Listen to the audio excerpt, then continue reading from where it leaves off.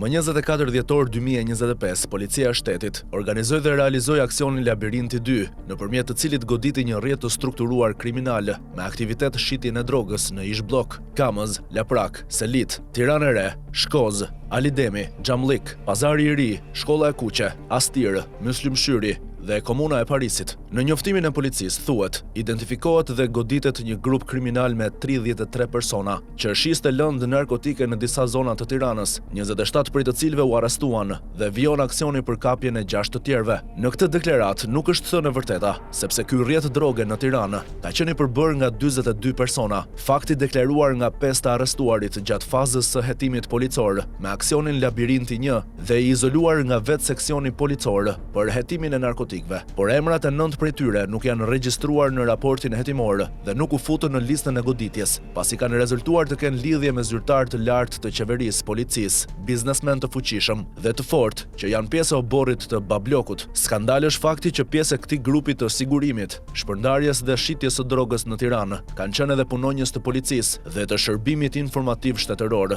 të cilët nuk kanë qenë shitës, por organizatorë të aktivitetit të këtij rrjeti. Sipas informacionit të ardhur në pamfleti, nga burime brenda kupolës së policisë, në rrjetin e drogës së quajtur Labirinti, kanë qenë të përfshirë 3 oficerë policie dhe 2 agentë të shishit, të cilët siguronin kushte kamuflimi, informimi dhe paprekshmërie për shpërndarësit. Për të fshehur skandalin e radhës të implikimit të strukturës së policisë së shtetit dhe shërbimit informativ shtetëror në aktivitetin kriminal të drogës, drejtuesit e lartë të policisë së shtetit kanë hequr emrat e tyre nga lista e personave që do të arrestoheshin. Gjurmët dhe provat e përfshirjes së tyre u zbuluan 10 ditë pas nisjes së aksionit, kohë gjatë së cilës ata u hoqën nga raporti hetimor për të mos shtuar rastet e implikimit në aktivitetet kriminale të policisë dhe shishit, 2 struktura në varësi të kryeministrit Edi Rama. Me gjithë përpjekjet e Ilir Prodës për të fshehur përfshirjen e oficerëve të policisë në aktivitete kriminale, ai nuk mund ta pastrojë dot profilin e kriminalizimit të policisë. Fakt që tregon edhe rastin e drejtoreshës së antikrimit kibernetik, Ervina Gjana, në grabitjen e databazës së sistemit Teams dhe të dhënave hetimore në polici. Po kështu është edhe përfshirja në trafik ndërkombëtar droge e oficerit të antiterrorit Igli Haxhiaj, miki i Endrit Dotës, të cilin ministri i drejtësisë Besfort Lamallari e emëroi drejtor të shërbimit të kontrollit të brendshëm të burgjeve. Skandaloz është edhe rasti se vetë kryepolici Ilir Proda e ka telefonin të sekuestruar nga SPAK për lidhje me krimin,